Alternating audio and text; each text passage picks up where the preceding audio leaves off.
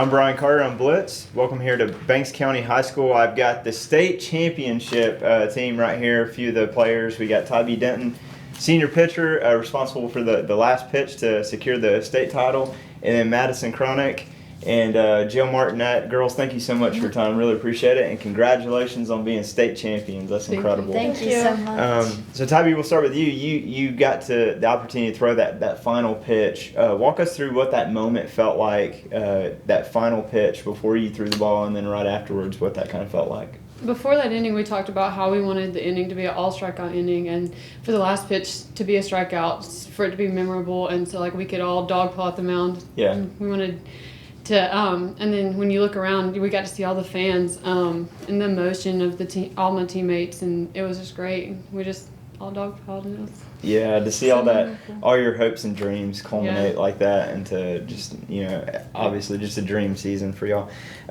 Madi, talk about, I know you girls had a lot of confidence coming into this year, rightfully so. Number one ranking throughout the year, and just, not many people doubted that y'all could do this, but was there ever any doubt at all that kind of creeped in on this team? The first few games there definitely was. Like, we just weren't a team, really. Like, we didn't really, click. But after a few games, we started, matching together more. And we just kind of got our hits when we need them. We strung them together. And we were a team on the field. We all trusted each other. Yeah. And I felt very confident then. Yeah. So, Jill, you have kind of a unique experience of your perspective on that final pitch, like Tybee was talking about. What was going on with you over at third base in that final pitch? I was freaking out. All I can think, I looked over at the other team, and I felt like they knew, and I thought to myself, I was like, wow, this is so real, because when we were in Columbus, it didn't feel like it. Yeah. It didn't feel like we were playing for a state title. It just felt like another game, but I started to cry, and I was like, please don't hit the ball to me because I can't see. I'm crying.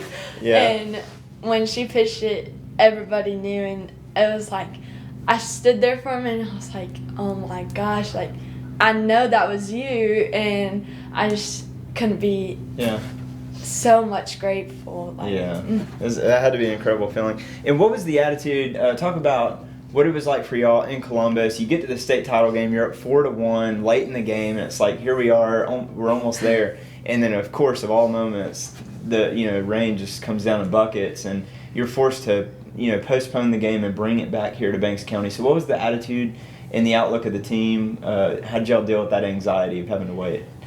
It was like watching a scary movie. The anticipation, it was like, come on, I just want to take that bus ride home and be with my community and be like, yeah, we did this. Yeah. But the rain came down, and we knew, and we just all started dancing and singing in the dugout, and that was we needed that sister bond. Yeah. And on the way to the game Monday, we were all just talking, and we were getting along probably the best we've had all year. And the attitude going into that game wasn't a cocky attitude, but it was, we're doing this right now, right here. I will never forget that moment. Yeah, and it probably helped that you had the lead, so it's like you just have to shut it down for 3 innings or whatever and be done with it. But I guess God just wanted y'all to win it here at Banks County in front of the community that you were talking about. So, Tybee, just a sensational season personally for you, shattering how many school records can we name? But, the home run record, strikeout record, I think a dozen no-hitters, and number one ranking throughout the year, region title, every single thing that you could possibly want in a season happened. How fulfilling is that for you? It was great. Last year I told myself that I wanted to be better this year. I wanted to break all my goals, all my goals and all my records.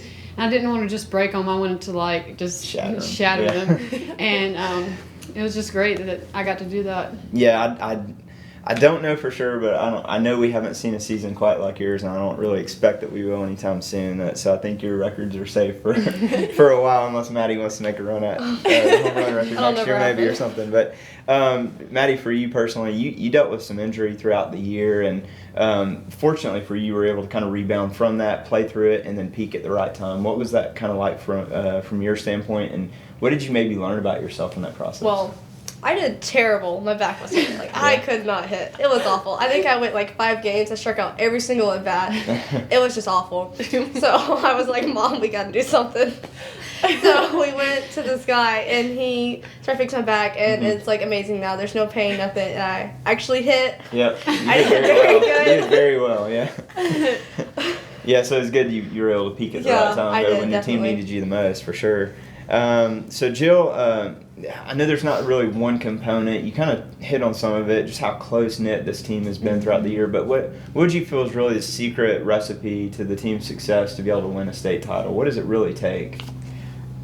I think it takes not only pushing yourself so hard, because there's been times I've stayed, Madi stayed, Tybee and I have cried after practice in the cages, hitting, just putting in that extra work after practice. Yeah. And it wasn't just one person that would stay and hit or would go somewhere and hit. It was everybody. And being there for one another, yeah, there might be chaos outside of the field, but we know when we step on the field that it all goes away. And that was a huge thing that our team has that nobody else has. Yeah. As soon as we step on the field, we love each other and we push each other to the max. Yeah. The jealousy goes away, the hatred, which we don't really have. But just little riffs or whatever. Yeah, the little riffs, like, oh yeah, you're hitting that many home runs?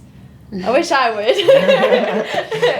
It was like that. We would push each other, and the upcoming girls, the freshman team is incredible. Like, I loved playing with them this year. Having Jody at third with me during practice, I was scared. I was like, it makes you raise your game a little bit. Yeah, right? I didn't know if I was going to have my spot this year, and that's crazy to say, but I was like, oh my gosh, do I at least have hitting for me? But she pushed me so hard just to be better and get that spot, and I think that's a thing no one else has, is that drive towards winning. Yeah, so you hit on a lot of things there. The recipe, if you got it, is first of all, you got to have the talent. Like then you got to have the desire, the want to, the hard work, determination, the practice after practice, and close-knit team, and being able to get past your selfishness at times or whatever. So that's a lot of stuff. But and you kind of hit on this next question. What do you most love about the legacy that you leave behind for this team? You kind of talked about that because you instilled on them everything you just shared, and then especially the underclassmen that are going to see the work ethic you put and never take your position for granted. Nothing's a given. But talk about the legacy you're leaving behind for the rest of the team. Well, a lot of people don't know. This all started a long time ago. I remember moving here in 6th grade and meeting everyone, and there's this team called BC Pride, and I was like, only travel ball team within 50 miles, okay? And when I met Nick Denton, Tybee's dad, he's the coach, he said, this team here, we're going to win a state championship. We're built to win a state championship. If you're not a part of that, don't join. And here I we was are, like, 6 years later, right? Yeah, and it really, they've told me, they remember when they're 6 years old getting told that, and to be a part of that is, I'm very thankful I was so welcomed in. And when it comes to this year, Coach Cronic told us at the beginning of the year, it's not only for y'all. Y'all have done this all your lives. You know how to do it. But I need you to coach the younger girls. Make them the best you can make them, because we are with them more than he is. And for him to say that, that takes a lot for a coach to say that. And I think for us, just showing the girls how we work, because we've been instilled that since we were so young, and pushing so hard, staying after practice, putting in the extra hours, staying in school as much as we do, trying to keep up with your grades, because that's another thing our team does. We have the highest average for grades in our school every year. And if we teach them that, we know they're going to be successful. Yeah. And that's all we want for them is to be successful, to be more successful than we have been the past 4 years. Yeah. Well, 3 years. Yeah. Nobody wants to talk about freshman year. Right. But the last 3 have been phenomenal. So Madi, talk about.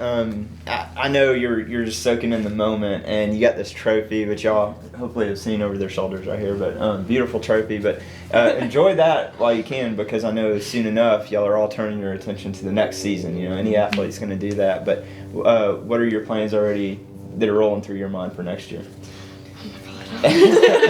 Well, the people I literally grew up with are leading me. Yeah. I'm going to be all by myself, but the freshmen this year, they are so amazing. Yeah. So I'm very confident what they're going to do next year, Mhm. and they're definitely going to like fill their shoes, and they're going to do a really good job. Like I'm very confident in next year. Yep, and what you'll we're get gonna to do. you'll get to lead the charge. Yeah. So that'll be fun.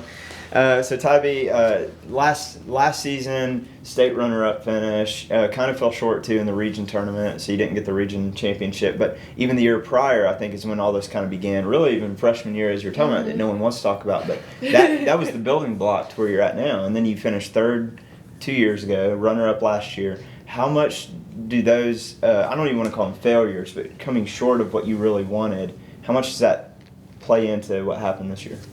Well, since most of the team was seniors, we all had a chip on our shoulder. We're Yeah. like, this is our last year. This is our last chance. We have to do it. Yeah. And it just gave us motivation to just go after what we want. And to win the last game was our main goal. Yeah, and you did that, state champions. So before we close this out, Madi, would you tell us what this is all about? Okay, so we were playing a region game, and this was chilling in the dugout. So we were like, if we beat them, we're going to take it. Yeah. So we beat everyone in the region, so we took it, brought it to my house, spray painted it, and painted it with the little And this is eyes your and artwork? things. And Yeah. I did this, and it's been sitting in our dugout ever Does since. it have a name? Do we have a name for it? Was it Planky? It's from Ed Nettie, whatever Okay. it's called. Yeah. Planky? Planky, Okay, I we'll think. go with that. Yeah. Well, Planky and girls, congrats on your state championship. That's absolutely incredible. So proud of you, and never doubted y'all from the first pitch this year, and just so proud of what y'all were able to accomplish. But thank you so much for your time. Thank you. you.